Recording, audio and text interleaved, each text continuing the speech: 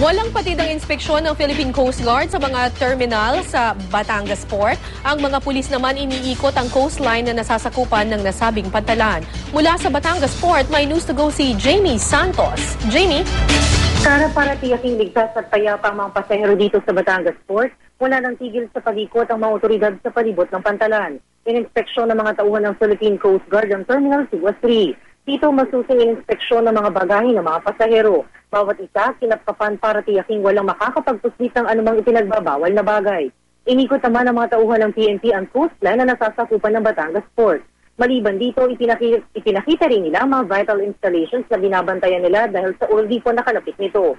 Samantala sa huling tala ng Coast Guard at pamunaan ng Batangas Port, simula kahapon hanggang ngayong umaga ng Martes Santo, aabot na sa 60,000 passengers ang dumating dito sa pantalan. At yan ang latest mula dito sa Batangas Port, Jamie Santos, GMA News.